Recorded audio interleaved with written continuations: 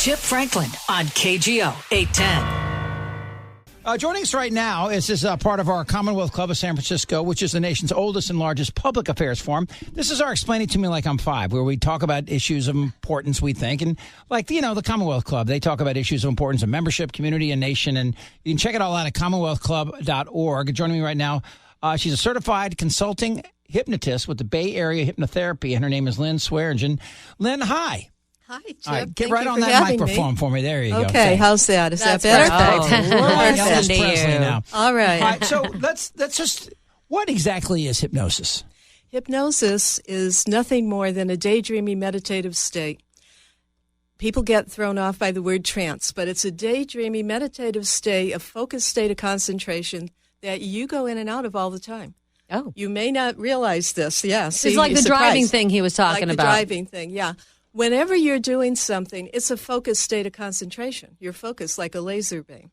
When you are immersed in something, it could be a video game, it could be cooking or something you love or something you don't love, but it's a project. You get all into that. And when somebody touches you on the shoulder or says your name and you jump out of your skin, Right. when you're startled, you're in a state of hypnosis. Is that something that you could actually see, like on if somebody wired you up to your brain? Does your brain act a certain way when you are hypnotized? Yes, it does. It does.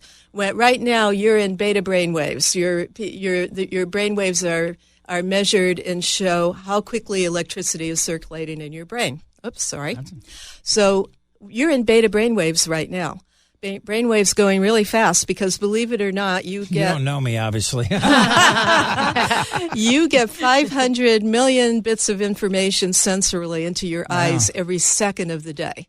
Your brainwaves are circulating very quickly, dealing with all of this. And then when you go into hypnosis, and it's that daydreamy place, you start thinking about something. It could be a daydream. You start looking out the window, dreaming about vacation or going somewhere else. When you get, or you're driving, we were talking about highway hypnosis. When you get in the car to drive, there is a trigger, a signal that goes to your subconscious that says, I'm driving. You open the door, you turn on the ignition, you sit down. And your subconscious has the muscle memory. Muscle memory flows immediately. You're not thinking about how you hold the wheel, what foot's on Like what riding a pedal. bike. Yeah, it's like that's why you never forget how to ride a bike. The muscle memory is there. So you get in, the muscle memory kicks in.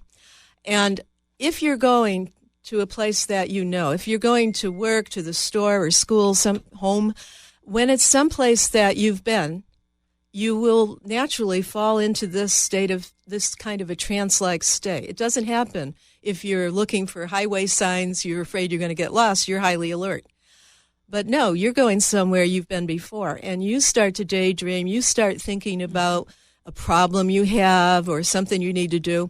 Your brain waves tick down into alpha brain waves. This is identifiable, like you said. Scientists have so many studies on this now. It's not like sleep, though, right? I mean, because you're going through the same processes of sleep. Really? When someone's in my office, they're going through the same process of sleep, but they're not going to go all the way to sleep. Not into the REM part, so right? What's the biggest benefit of hypnosis when people come to you? What do they come for, generally? Like to stop smoking, lose weight, that kind of stuff? Yeah, that's something that most people know. If you ask someone on the street, what does hypnosis do, they'll know that I know quit smoking. 5 people that have quit smoking through hypnosis. I've had a lot of people doing that lately. It's very strange. I'll get waves of one particular problem. I won't do smoking for months and months. Most people have quit here. And then all of a sudden, everybody wants to quit smoking, and they quit in one session. They can quit a pack of cigarettes a day in one session. I just had 2 people last week do that. But can I ask a quick question? Sure. So, like you were mentioning muscle memory, and that to me is what smoking is. It's such a habit. I did this, and now I'm going to reward get in the myself car, with I this. put my seatbelt on, I light a cigarette, right? How are you? How does that? It just resets it. I yeah. guess takes it out of your brain. This is what happens if you don't learn how your subconscious works and how you can control and make the changes you want. You're accidentally programming yourself with things you don't want. Most people sleepwalk through life. Mm-hmm. They sleepwalk through life slaps them in the face, and they react automatically the same way all the time. And they accidentally will program things into their Are subconscious. you trying to hypnotize us with that bell? Is that? I was just wondering, where's that bell coming from? Where is that Is coming? Not my bell. It's not me. It's not me. Who's messing with us? I'm turned off. Yeah, and I I think don't my know. phone is dead. I thought that you were like trying to like I do did this, and too. it was I gonna. really I was like, thought she that. trying to hypnotize us Because right that's now. what she does in Get Out. Isn't there a bell? Yes, and get out. It's like this trickle down. It's like and sleep, and you're like, Have you seen Get Out? Oh, yes. I Okay, have. is that bad for the hypnotists in general? That kind of thing. It was really interesting for me. I go to see. Let me interrupt real quick. For if people that haven't seen Get Out, this guy's hypnotized into a By Catherine Keener. yeah, and he's it's bad because he's the boyfriend of their daughter. Yeah, he becomes incapable of really doing things he has to do in order to escape from danger. Yeah, okay. Which goes against Deep everything hypnosis. I've ever heard about hypnosis. State. So that was your phone, I hope, right? I don't think so, but I turned it That on. was so weird, right? You guys heard it in there, right? Oh no, they didn't hear it. We were being hypnotized. Okay. It Speaking didn't, to us. it didn't sound like No, one I of know. my alerts, but I made okay. sure that it's completely Perfect. off. Okay. So back to the smoking thing. So you're Yeah. saying because our Yeah, minds we're just having thoughts. We're not really focusing on our thoughts. We're just kind of living kind of Yeah. moment to moment, day to day. So with smoking and what hypnosis can do is what just kind of reprogram and make us think about it more or not think about it. This is what happens, and it's a really good example. To talk about smoking is the easiest way. It's Right. a very easy way to explain. As a smoker, let me back up. Your subconscious, one of the jobs that it does is it really fiercely protects your sense of self, your identity, your core beliefs and values, the things that are really important to you. That's why you could be kidnapped and tortured for weeks or a month or more and not break and tell somebody where your loved ones are or something like that. Right. It's fiercely protecting you. Now, in order to find out what it needs to protect, this is what happens. This is what we all do to ourselves. You walk around all day long saying, I need a smoke, I need a smoke. When you're saying, I am, I do, I go, your subconscious is paying attention because you might be telling it a new identity, something it needs to protect and help you with. It does. The energy that you put around that thought tells it that it's a goal. It's not going to give you a lecture about health. It's going to say, smoking is a goal. And then it watches you smoke. So you're thinking about it, you're doing it, and your subconscious starts to program it in as an unconscious behavior. Right. It's helping you to smoke now. Your subconscious always thinks it's helping you. Even when it's sabotaging you, it's acting on distorted information you gave it. So now it thinks smoking is important and you want to do it. Now, what really makes it hard for a smoker, and with every other problem we have, is that the reason hypnosis happens so quickly, like you were amazed to know you could quit smoking in one session. Right. It's because your subconscious cannot tell the difference between what you imagine and what's real.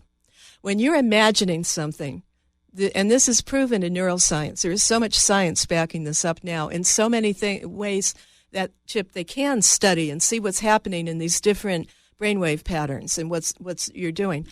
When you're imagining something, all the wires and synapses are firing like you're in that activity. Your subconscious believes you are.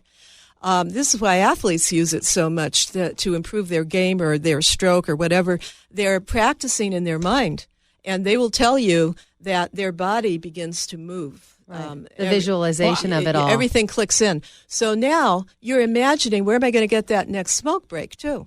And it thinks that your whole life is consumed with smoking. So before you know it, you have an identity as a smoker. It's going to help you smoke, and it's going to keep drawing you back to that. When smokers quit and start, is because you can do it for a little while in willpower. And we wonder why we go back to bad habits. Right. And it's because your subconscious there'll be a trigger, something happens, and it says, oh, you always smoke when this happens, and here you go again. We're talking to Lynn Swearingen, certified consulting amazing. hypnotist with the Bay Area Hypnotherapy. We're about out of time here, Lynn, but I mean, Okay. How many people, I want to be hypnotized again, and what the guy used for me when I was in college was a metronome. And when I hear a metronome today, I automatically go, and I've used it for golf and some other things to help me visualize what I want to do and want to accomplish. And when I really allow myself to do it, how hard would it be for somebody like me to be hypnotized again if I've done it in the past? Because I'm susceptible to it, and I like the idea of it. But, I am a control freak, too. Right. The more people think that that they're being controlled or we're programming them or something. No, the smarter you are, the more intelligent, the more driven you are to reach your goals, the better you're going to do. And you remember everything, for the record. When you're hypnotized, you know everything that's going on. You're just in a really relaxed state. It's like when you're driving and you realize, I've gone 60 miles. Yeah. You remember, if you go back, you can remember those 60 miles. Just at the time, you weren't really focused on that. We didn't finish that thought, that when you're driving, the muscle memory kicks in, but since you're going somewhere you've been before, now your subconscious is going to say, go ahead and daydream. Where's your office? Where's your office? My office is at 870 Market Street. It's the Flood right Building. Oh, cool. So, if I came by... Could you hypnotise me? Could we videotape it? Would that be possible? Is that allowed? Yeah. I would let you videotape it. That would be fun. That would be interesting. Yes, so, of course. If you've been hypnotized before, if it worked once, it's going to work again. But the thing is, it's not. It's people wonder if they're a good subject, but everybody is, because you go in and out of this all the time. And like Chip said, you're not going away. You know where you are. You know what you're doing. Will you come back again? That's explain it to me like I'm 5. Thank you so much. Thank you. That was so interesting. Brought to us by the Commonwealth Club of San Francisco. Chip Franklin on KGO 810.